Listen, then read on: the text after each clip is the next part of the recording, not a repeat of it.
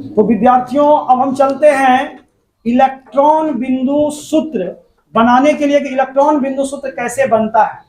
विभिन्न प्रकार के कुछ यौगिक दिए रहेंगे और उन यौगिकों का इलेक्ट्रॉन बिंदु सूत्र इसको कैसे बनाएंगे ये देखना है।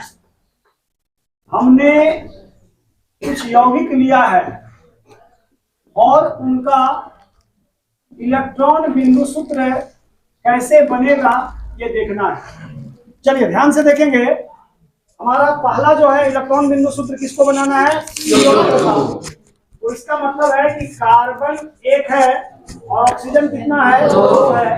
तो हम इसके दोनों किनारे पर दो ऑक्सीजन दे दिया। और इलेक्ट्रॉन बिंदु सूत्र जो है वो तीन चीज दिमाग में बैठा के रखना है: परमाणु संख्या, द्रव्यमान संख्या, इलेक्ट्रॉनिक विन्यास। लेकिन यहाँ अभी जिसकी हमको जरूरत है वो बाहरी कक्षा में कितने इलेक्ट्रॉन है उसकी जरूरत है।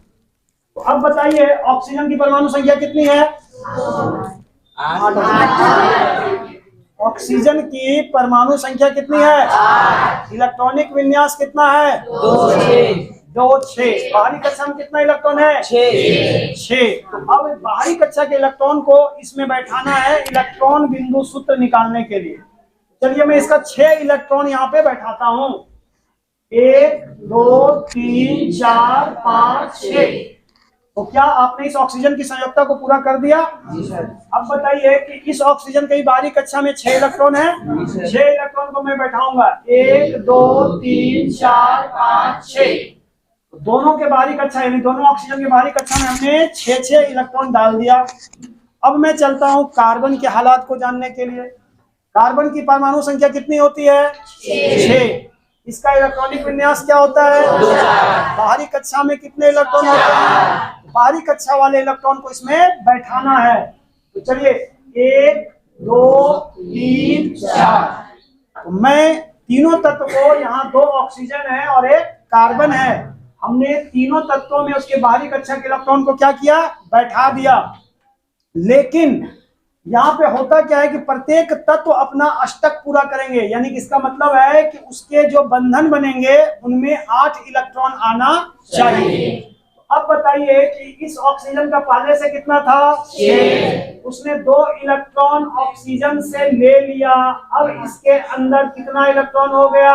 8। यानी कि इसका मतलब है कि यह तत्व अब संतुष्ट हो चुका है। वही हाल इस ऑक्सीजन का भी कीजिए। इसके बाहरी कक्षा में कितना इलेक्ट्रॉन थे? 6। इसने 2 इलेक्ट्रॉन कार्बन से ले लिया। अब इसके अंदर भी कितना इलेक्ट्रॉन हो गया? 8। अब इसका भी पेट क्या हो गया? भर गया।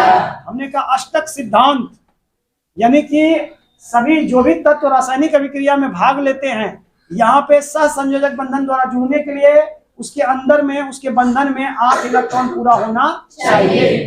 तो हम चलते हैं कार्बन के पास।